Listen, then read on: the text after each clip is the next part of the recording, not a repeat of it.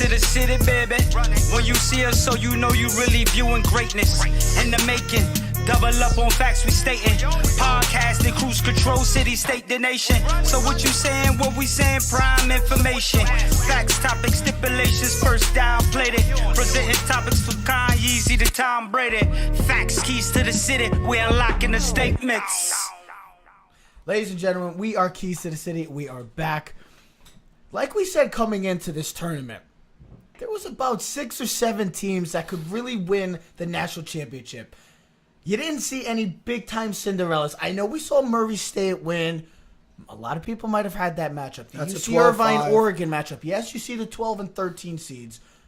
But those teams are better teams than their seeds were. And I don't look at those as upsets no more because it's been a common theme in the consistent years. Even the Liberty game. March Madness. Every year we talk about there's always a 12-5 upset all the time.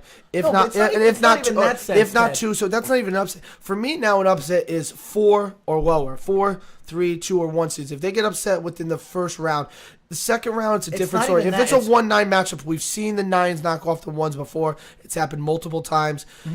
You know, you said it perfectly. Liberty beat Mississippi State, but I don't look at Mississippi State as a it's not even powerhouse. that. It's Murray just- State, a lot of people had. You and me both were on the Oregon and UC Irvine. Yeah, that was I the had big, that in every one of my brackets, and so far that's looking and that good. was the biggest upset so far. Was UC Irvine over Kansas State on Friday. But yesterday's game, Trev, this tournament has been a. No, it's what the people always want to see is Cinderella, and this year is just not going to be that year. Everybody was hoping yesterday the Cinderella, Murray State, can they come in after the huge win over Big East foe in Marquette and play a big-time ACC contender in Florida State? Start off hot, but it didn't work that way. The teammates got cold, and I said that. Murray State was great on Friday or Thursday because of the factor that John Morant's teammates were making their shots. Yesterday, they didn't. You saw the final score. Lost by almost 30 points, 28. They lost 90-62. That also speaks to the volume of how much better Florida State is than Marquette. They can go 10 deep. They're long, they're lanky, and they play great defense. And Leonard Williams has them rolling right now. If for people that maybe didn't see the games yesterday or was working or didn't having miss much. other events, you really didn't miss much other than the LSU-Maryland game and the Kentucky-Wofford game. Every other game was a double-digit victory by the higher seeds. And like I said, and like many of people said, it's just not going to be the year of Cinderella. You're going to see 6 to 7, 8 teams contending for a national championship. And you're seeing that right now. The teams that are supposed to be winning are winning. They are not getting upset, and they're winning comfortably. Well, I mean, let's look at the 3-6 last night. You got the Purdue-Villanova game. I was all on Villanova, supposed to be a man. good matchup. Purdue dominated. Yeah. Senior guard Carson Edwards, 42 points last night. Great game. And then you look at the other 5-4 matchup, the late game last night. Auburn, I picked Kansas, which Kansas was down more points at half than they had ever been in a national tournament or in March Madness ever. I believe it was 51-25. Kansas made a late run, but the game was never in contention. Auburn is on a roll right now. Yeah. That's a dangerous should've picked team. them. I always Now, listen if to you. North Carolina can win today, that will set up a great Sweet 16 matchup. Bruce Pearl and the Auburn Tigers versus North Carolina and the Tar Heels and Roy Williams. And listen, Auburn's got a hot But team you right see- now. They got 2 senior-laden, explosive guards that can really take over a game. And, that's a matchup hopefully we'll be talking about Thursday if North Carolina takes care of business today. We saw Thursday's games. There were some good games, but then towards the end of the night, they kind of got boring. Whereas Friday games, there was some excitement. Those are where the games got exciting. The lower seeds beating the higher seeds. Are we going to expect that today? That's the question. Are we expecting that today? Which yesterday, you didn't see any of it happen. You saw blowout Central. Today, do we see some of these lower seeds maybe pull off an upset or just competitive games? That's what we're hoping, right? If you're a fan of March Madness, well, one of the words is in that word is in there. March Madness. It's madness. You want to see madness. You haven't seen it. Maybe you will see it today. Now, let's start with the first game today, which, to your question, will we have any upsets? Right now, it doesn't look like any upset in the Tennessee game right now against Iowa because Tennessee is blowing out Iowa in the first half, up by more than 20 points. And then you look at the second game. Washington, North Carolina. I think Washington will hang with them early, but they're just not going to have enough offensive power. North Carolina is one of the most explosive teams. Colby White, freshman guard, is incredible. All-American. Will be a first-round draft pick coming out in the NBA. Is there a player today, specifically, that needs to be great for his team to be successful today? And I'm thinking, for me, it's easy. Look, I'm a Duke fan, and everybody gives all the praise and the credit to Mr. Zion Williamson, and which is well-deserved. And it's well-deserving. I'm not taking anything away from him. But if there's one player that needs to be great and needs for his team to have a chance to win, which they already are favorites, it's going to have to be on R.J. Barrett. Now, when Zion Williamson was all out with that injury, R.J. Barrett had to lead his team. He did his part. But R.J. Barrett, I mean, we're all talking about Ja Morant and Zion Williamson as the 1-2, no doubt. But it was only like a couple months ago in the beginning of the season where we thought R.J. Barrett was going to be the next number one pick. He's great, but he has to continue to be great like he was on Friday night. He's got to prove it when it matters the most. In March Madness, you can really propel yourself. We've seen players, if you remember, the little Wally Zerbiak. Remember Wally Zerbiak led his team to the Sweet 16, had 3 incredible games, and it was a guy that was a no-name that became a mid-first round draft pick. Well, R.J. Barrett, we can't say that R.J. Barrett is not a no-name. He's going to be a top 3 pick in the eventual NBA draft. But you can see other guys. You know, Steph Curry, we didn't really know Steph Curry until Davidson. You can really set your team and yourself apart in this March Madness because all the eyes are on you and everyone is tuned in to your game, especially now where there's separation in the games, where they're not overlapping, where you're the only game on right now. You know what I mean? Tennessee, Iowa right now, you're the only game on right now. You know, Houston's, you know, they have almost 30 wins this season. They have over 30 wins. They were a great team in the AAC, but we never take the AAC seriously. And that's what I want to see. Like, how does Central, and I know you said player, but I'm going to say team. How does Central Florida handle the pressure playing Duke? There's hold on. There's certain expectations when you play Duke. Okay, you're in the limelight. Kitako Fall, 7'6" kid. No one really talked about him all year. Now it's him versus Zion. Mountain versus the climber. This is what happens for anybody that plays against Zion. But how does the AC? How does Houston handle it today? They lost this game last year on a buzzer beater to Michigan. If you remember, the kid Poole hit the buzzer beater to half court to knock out Houston. I remember. That team was going to go to the Sweet 16. They want to get back. They want to get revenge. They have a good team. I mean, they're playing in one of the stunners of the first round. Then you got Central Florida. They're playing one of the stunners in the first round. I think Duke should be very worried. Duke should be worried.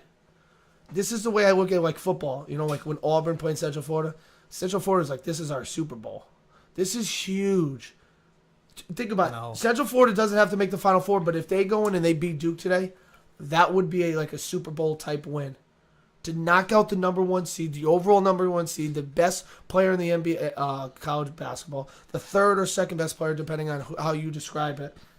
So, how does the AAC as a conference handle today's 2 major games? You have the possibility of 2 of the Sweet 16 teams in. That's big for a conference that used to be known as the Big East. Who do you think is the best conference in college basketball right now? Right now, it's the Big Ten. Performance-wise, they were 7-1 going into yesterday in the first round. Tied the Big East record for most wins in the first round. They're playing good basketball now. Minnesota got knocked out by Michigan State. Now those. But I mean, Maryland lost a heartbreaker yesterday. I would say I would still the 2 best teams, like I said, and that's why I had them in the national championship, is Duke and North Carolina. Those are the top 2. It's one of those things we joke about in football. The SEC, you got the top teams. You know, it's like Alabama and LSU. They're so great, and then everyone else is below, but we still give that SEC respect. And that's the way I look at it in the ACC. The ACC is the best conference. They have the 3 best teams. That's why they have 3 number 1 seeds: Virginia, Duke, and North Carolina. So, what are you expecting from Taco Falls versus Zion Williamson? Hey, Taco Fall had 18 rebounds, 5 blocks. He can change a game. 7'6". I mean, dude. But he hasn't played a player. But he hasn't played a player. Neither one of these players have played a player of their stature. Yes, they have. A 7'6". Yeah, they have. Zion played against the kid from Florida State, and I'm not going to even try to pronounce his name. But Zion Williamson he played versus Taco Falls. He played against the 7'5" guy from Florida State. Now, he didn't finish the whole game because that's the game he got poked in the eye. So but he did play against a guy that and he played in the ACC championship. And Duke's used to playing a team like Florida State who has that length. Who should be on upset alert? I think it's Duke. Has to be Duke. You're out of your mind. Okay. I got the game. No. Oh, no. I know. Hold on. I know who should be on upset alert. I don't look at I know who should be on North upset Carolina, alert. Washington. It's easy. It's a team that we saw the other day. We thought, oh my God, You're saying Virginia. Here it goes again. Yeah, but that's you hating on Virginia. No, it's not. It's a team that you just saw the other day. I'll put it this way. You know why I say that? Because when you're going to see an upset, you're going to see it in the first round. Yeah. When you get, but here's the thing. It's when you But get 10, to, when the you way get they to the started hold out, on, yes, but they when you finished get when strong. you get to the second round, it almost you get a sigh of relief. You get through that first round. It's a refresher. Sometimes teams it's like Auburn. Auburn should have lost that game against New Mexico State. They've been on a roll. They had a couple days off. That one day of rest, they came back and they were refueled. And they looked like a different team against Kansas. I mean, and they dominated Trump. I don't care. New Mexico who State you had play. them. I don't care who you play. You They had score them. almost 100 points in an NCAA tournament game. Against Ole Miss, who can't play defense. Like I just said, I don't care who you play. Anytime you play a team and score 100 points in an NCAA tournament game, that is impressive. They're playing a different animal in Virginia's defense. But that's the matchup that I'm most looking forward to because of the matchup of the slow-paced Virginia bruising of defensive style of Tony Bennett and the Cavaliers. When Duke's versus on, that's the story I want to see. The run and gun team. As a Duke fan, I'm always worried because I want to see them advance. That's obvious. That's my team. It's like every other sport with me. I want to see my team win. But I have faith in this team. I have faith in Coach K. I have faith in Zion Williamson. I have faith in RJ so Barrett. do I. I have them winning the national championship. But because it's Duke and it's Zion, and then there's this factor the pressure of this kid, the Taco pressure is Fall, all on them. at 7'6". 100%. I'm excited for this.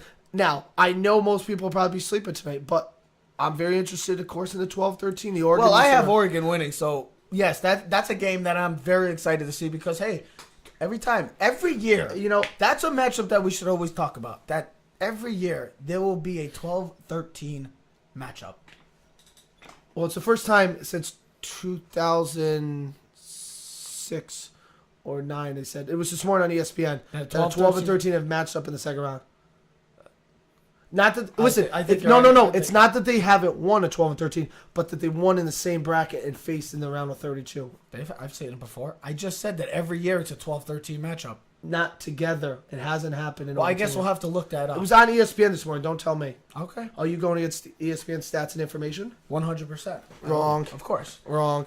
You know what? And the problem with this game, and I want to mention, was the Buffalo Texas Tech game, which will probably be the best game of today's. I really do feel like that. I think today's game will be better than yesterday's. Buffalo is loaded. They have a really good team. We don't look at Buffalo in the same respect as we looked at the other team.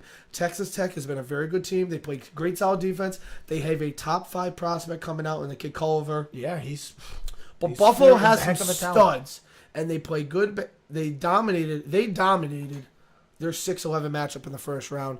So how does Buffalo handle the pressure now playing Texas Tech? That's a very interesting game because I feel like one of these two teams could make it to the Final Four if they get past this test. They both have capable teams.